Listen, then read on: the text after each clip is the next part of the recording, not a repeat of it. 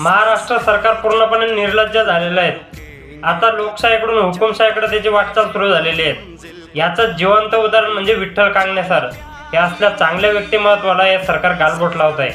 विठ्ठल कांगणे सरांचं अकाउंट या भारतामध्ये बॅन केलं गेलं आहे। कारण का की या भोंदू खराची सत्यता त्यांनी दाखवली, म्हणून त्यांचं अकाउंट या सरकारने बॅन केलं।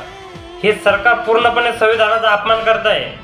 हे सरकार लोकशाहीचा गळा दाबून हुकुमशाहीकडे याची वाटचाल सुरू झालेली आहे। काय चुकले ते कांगणे सरांचं? फक्त त्यांनी त्या भोंदू बाबाची सत्यता जनतेसमोर मांडली, म्हणून तुम्ही त्यांची आयडी भारतामध्ये बॅन करता का? असा काय गुन्हा केला त्यांनी की त्यांची आयडी बॅन करावी लागली तुम्हाला? हे महाराष्ट्राचं सरकार महाराष्ट्राचं नेपाळ झाल्याशिवाय शांत बसणार नाही। सामान्य जनतेकडे फक्त सोशल मीडिया आहे, जिथं जो स्वतःची व्यथा मांडू शकतो। आता त्याच्यावर देखील तुम्ही हुकुमशाही करणार रावलेत। अरे लाजा वाटू द्या थोड्याफार। आणि तुम्ही जर त्या सोशल मीडियाचाच जर घात करत असाल तर तुम्हाला महाराष्ट्रात नेपाळ पाहणं खूप गरजेचं आहे। कलम 19चा उघडपणे सरकार अपमान करत आहे। म्हणजेच या संविधानाचा हे नालायक सरकार अपमान करत आहे। ज्या संविधानाच्या जीवावर तुम्ही तिथं बसलेत त्याचाच तुम्ही अपमान करताय।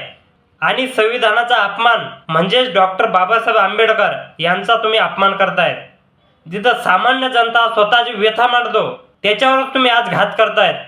या सरकारची लोकशाहीकडून हुकुमशाहीकडे वाटचाल सुरू झालेली आहे, लक्षात घ्या।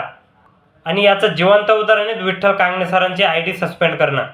आणि असं कृत्य जर हे नालायक सरकार करत असेल तर या नालायक सरकारला महाराष्ट्राचा नेपाळ दाखवावा लागणार आहे।